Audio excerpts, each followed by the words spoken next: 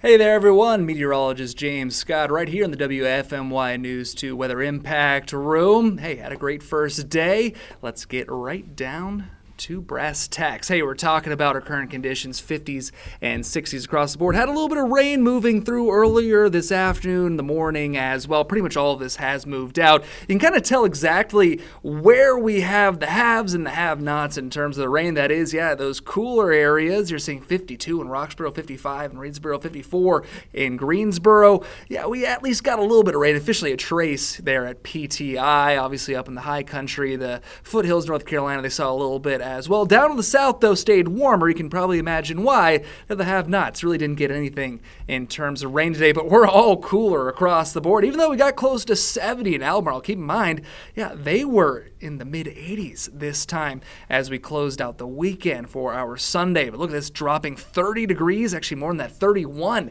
in Danville, nearly 30 degrees as well, a drop here in Greensboro. So definitely a lot cooler. Talking about the rain as well, it wasn't a whole lot to go around. As I mentioned, we had a trace here in Greensboro, heading up to the high country about 1/10 of an inch. Looked like the big winners were right along the North Carolina-Virginia border, namely looks like in Stokes County, moving to Surrey County, Mount Airy area, if you will. So around a quarter inch there. That was about as good as it gets. Hey, is it something? Yeah. Is it a whole lot? Well, no, it's not going to put our drought to bed anytime soon. So now that the rain's moving out, we have that cooler air moving in. We're talking about 30s and 40s waking up tomorrow morning. But that's not the only thing you're going to feel or see as you walk out the door. Looking at some fog as we head into the early morning hours, really late tonight into your Tuesday morning. Seeing anywhere between, about 6 mile visibility, maybe in Salisbury. Obviously, this isn't going to impact everyone, but areas that do see that dense fog, yes, it will be dense. Could be below a half mile at times before, we finally start to clear out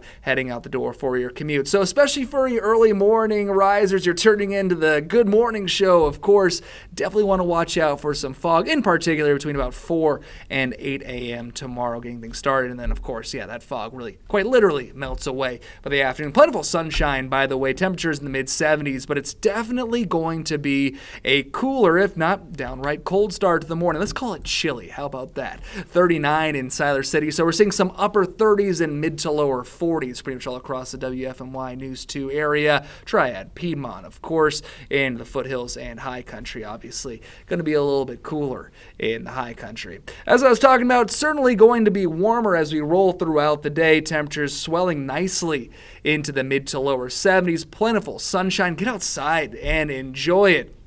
Here's the thing, though. This is going to feel really nice at any given time, of course, whether it's spring, fall, summer, winter, mid to lower 70s, plentiful sunshine, low humidity. That's going to feel fantastic. But you're really going to like this compared to what's moving in this weekend. Now, obviously, people have different tastes, but if you're a fan of summer, you're really going to like what's happening this weekend. If you're a fan of these cooler temperatures that we're dealing with, well, you might have another thing coming there. Remember, we have not hit 90 degrees quite yet here at PTI. I've gotten close a couple times the past month, especially in April. Remember how warm this past month was? Well, it's going to finally start to catch up there in our May. Actually, I was talking over this with Chief Meteorologist Tim Buckley. It's been warmer so far, at least in terms of average temperatures.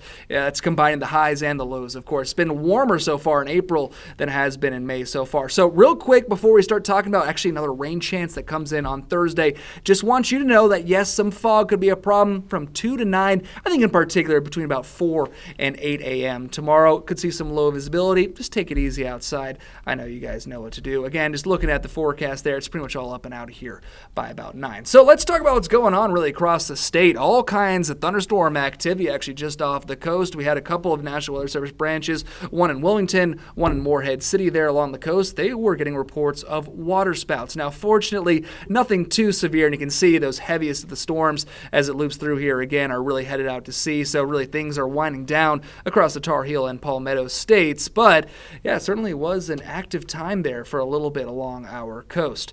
Most of the rain you can see, as I mentioned, remained up and along the North Carolina-Virginia border there. Saw a few, looks like little cracks of lightning there, a few rumbles of thunder. Nothing severe, of course, and most of us, if not all of us, pretty much remained under a quarter of an inch. So what's next? Let's talk about it. Have that cold front moving in. We have that wedge-like situation. That's really a big reason why we saw that wide temperature discrepancy, not only because of the rain, because that wedge, it didn't quite end up as strong as what we see in the winter, which of course is normal. It's May after all. But yeah, that wedge was able to, wedge itself far enough south that we definitely felt it here in the Triad. Not so much as we move in the southern Piedmont, the Charlotte area, for example. But eventually that's going to move out too. This too shall pass. And in comes a second cold front. Ahead of that, though, we are going to see some warmth, some more winds coming in, at least out of a more southerly direction, not due south itself.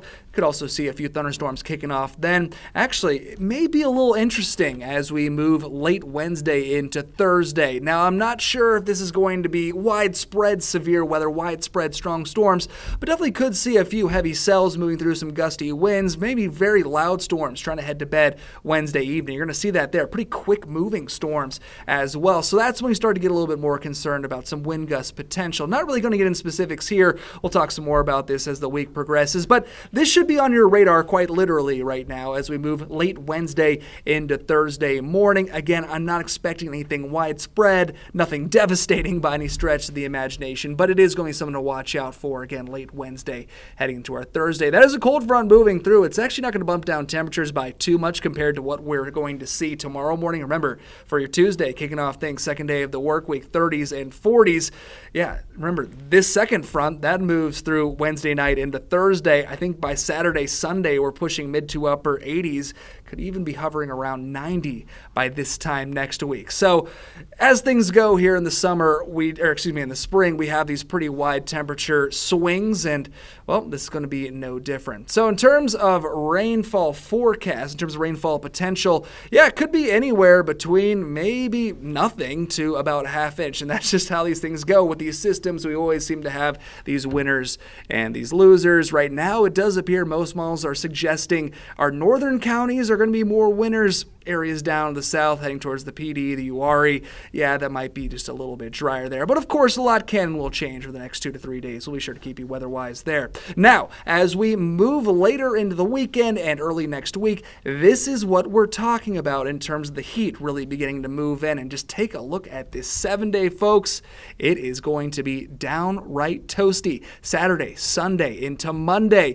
Yeah, it could be pushing well above normal, 10 to 15 degrees in that direction. So remember, a little bit cooler for this Tuesday morning. Lows right around 40 here in the Triad. Obviously even cooler up to the north and west, heading towards the foothills and the high country. Temperatures do rebound a bit more on Wednesday, tracking a few storms late Wednesday into Thursday. But then temperatures go up, up, up. Folks, the heat is on.